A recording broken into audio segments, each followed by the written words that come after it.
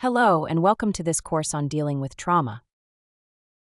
Triggers and flashbacks are common challenges for individuals with trauma. Triggers are events, people, places, or even sensations that remind someone of their trauma, causing distress or anxiety. Flashbacks, on the other hand, are vivid re-experiences of the traumatic event, making it feel as though the trauma is happening again. This chapter covers how to identify triggers, techniques for reducing their impact, and strategies to cope during flashbacks or intense emotional states. The first step in managing triggers is identifying what they are. Triggers vary widely from person to person and can include sights, sounds, smells, or even internal feelings. By learning to recognize these triggers, individuals can develop strategies to manage their reactions. What are triggers? Triggers are reminders of the trauma that can cause emotional and physical responses, even if the person is no longer in danger. These responses can include anxiety, panic, and flashbacks. How to identify triggers? Keep a journal. Write down situations where you felt distressed or experienced a flashback. Include details such as the environment, people present, and how you felt. Notice emotional changes. Pay attention to sudden shifts in mood or physical sensations. If you go from feeling calm to anxious, think about what might have triggered that change. Explore sensory triggers. Triggers are often linked to senses. A certain smell, sound, or even temperature may remind you of the trauma. Look for patterns. Review your notes or memories for commonalities. Do certain times of day, environments, or interactions trigger your trauma symptoms more frequently? By recognizing triggers, individuals can begin to anticipate them and develop coping strategies. Once triggers have been identified, the next step is to reduce their emotional impact. This can be done by preparing for triggers ahead of time or finding ways to manage the response when triggers arise unexpectedly. Grounding techniques.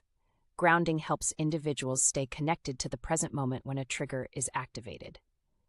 These techniques remind the brain that the person is safe and not currently experiencing the trauma. 5, 4, 3, 2, 1 technique. Focus on 5 things you can see. Focus on 4 things you can touch. Focus on 3 things you can hear. Focus on 2 things you can smell. Focus on 1 thing you can taste. This technique engages the senses and helps shift attention away from the trigger. Deep breathing. Slow, deep breaths can reduce the body's stress response. Focus on breathing in for 4 seconds, holding for 4 seconds, and breathing out for 4 seconds. Prepare for known triggers. If you know certain places, people, or activities may trigger you, plan ahead. Bring a trusted friend, leave if you feel overwhelmed, or practice grounding exercises before and during the experience. Challenge negative thoughts. Sometimes triggers cause negative or catastrophic thinking. Use cognitive techniques to challenge these thoughts and remind yourself that the threat is in the past. Questions like, "Am I really in danger right now?" or "What evidence do I have that this is happening again?" can help reframe the situation. These techniques aim to lessen the intensity of reactions to triggers and give individuals more control over their responses. Flashbacks can be frightening as they can feel like the trauma is happening again. Coping strategies can help reduce the intensity of the flashback and bring the person back to the present moment. Ground yourself in the present. Remind yourself that you are safe and the trauma is not happening again. You can use phrases like, "This is just a memory," or "I'm safe now." Focus on your surroundings. If possible, name objects around you out loud. Touch them and focus on how they feel. This can help orient you back to the present environment and reduce the intensity of the flashback. Breathing exercises. Just as breathing helps during triggers, it can also be effective during flashbacks. Slow, deep breathing calms the body and reduces the panic response. Visual anchoring.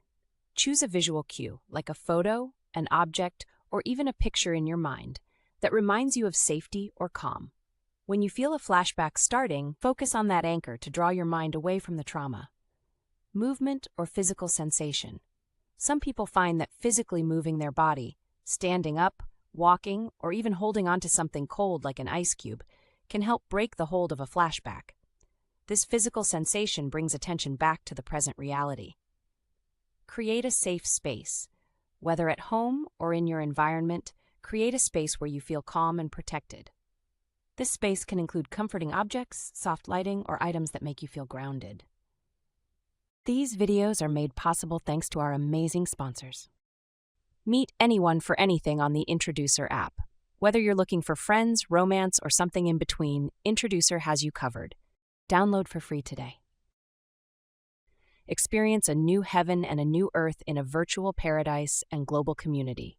Church has never looked like this. Your contribution can bring Earth 2.0 to life. Finally, if you'd prefer to watch these videos without ads, visit our mental wellness hub on the Happy app. Click the links in the description. Finally, although this course was free for you, it was not free to get it to you. Please consider giving a small donation to help spread these courses around the world to those most in need. The link is in the description. See you in the next lesson.